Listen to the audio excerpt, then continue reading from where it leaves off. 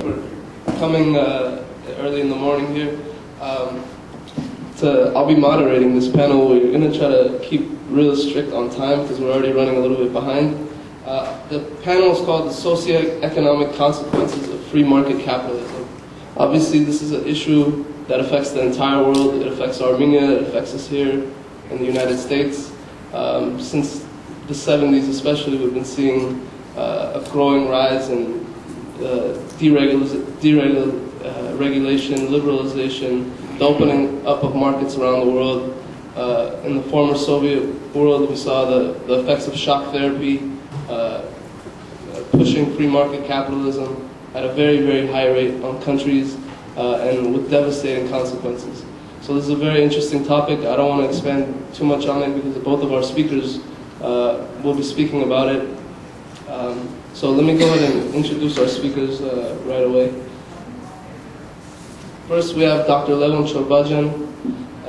Dr. Chorbajian is a two-time Fulbright lecturer who has written, translated, and edited 7 books, including The Caucasian Knot, which, if you haven't read that, I really highly recommend it, especially if you want to learn and get in depth about the issue of Garapov.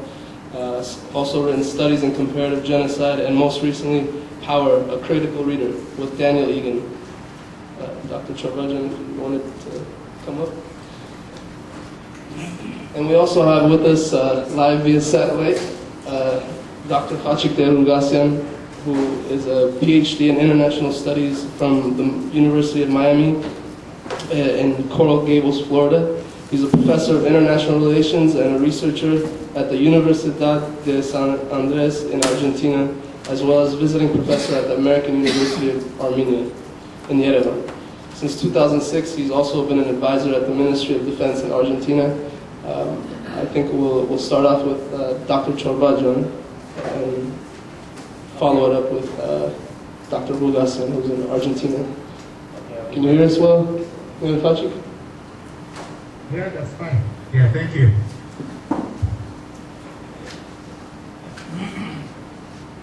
Morning, and thank you for coming this early in the morning. I want to thank the organizers of this conference. I think it's very well put together, and it's an honor for me to be a participant. For those of you who attended Michael Parenti's keynote speech last night, I'm going to elaborate on some of the things that he presented, and if you weren't there, I think I can set the table for you for events that are going to be taking place here later in the day. When I was asked to participate, I wanted to know if my talk should be on the United States or Armenia. I was told the United States. I do both, so if you're interested in my writings on Armenia or an expanded version of my talk, give me your name and address, and I'll be very happy to mail you copies. All right. There's a lot of talk about crisis in the U.S. economy and the social consequences of these changes that have taken place over the last couple of years.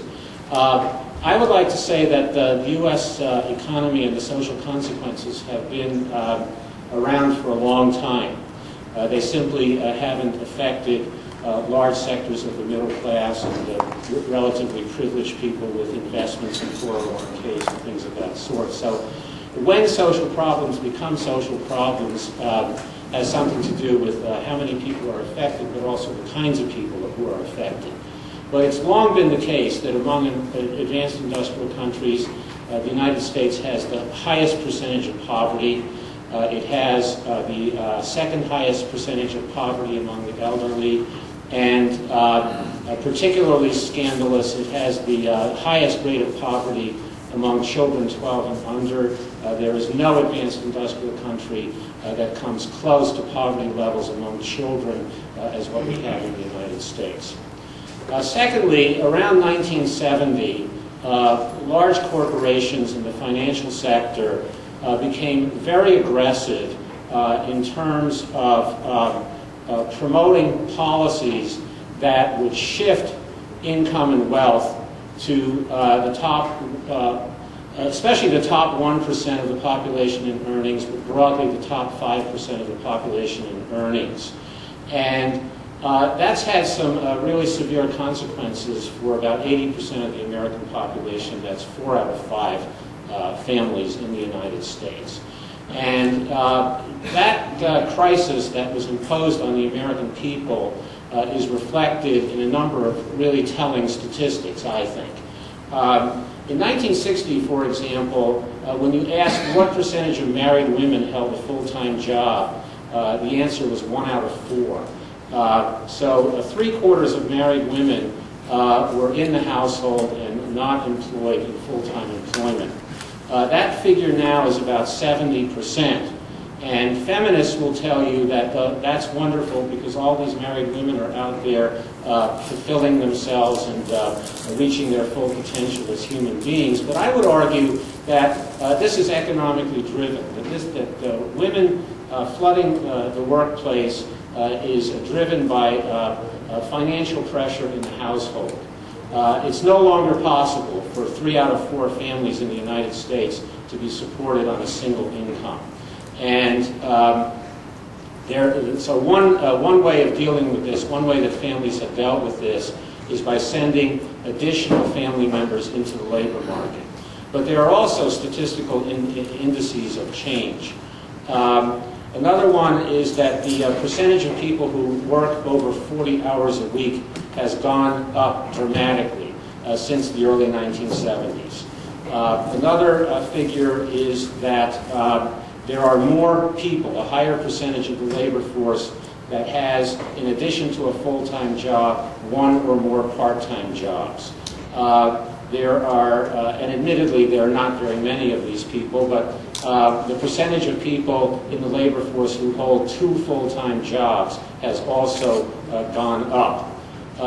Other possibilities or other options that families have opted for, given this declining living standards, is that families now have incurred a tremendous debt, and some families have simply chosen to accept a lower standard of living.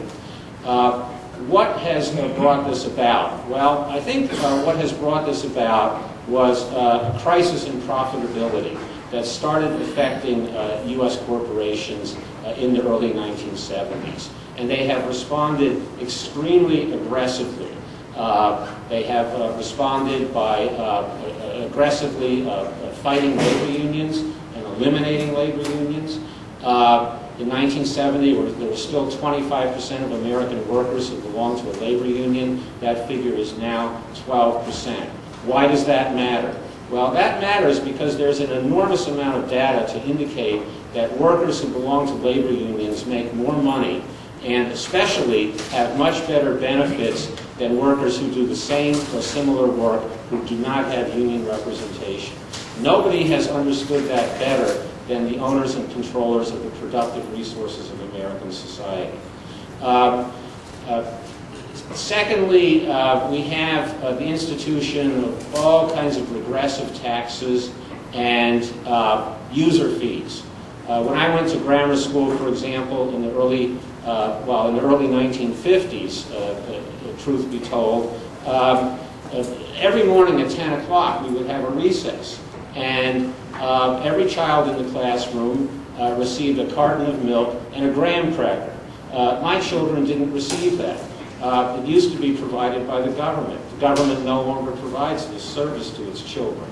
The only things that children had to pay for in my era were music lessons, which were very inexpensive, and field trips. Now you have to pay money, even hundreds and hundreds of dollars in some places, to be on a football team or a soccer team or a basketball team. These are all examples of working class people being squeezed in the world's wealthiest society by a system of regressive taxes and widely promoted anti-government sentiment, which has had really terrible consequences for people.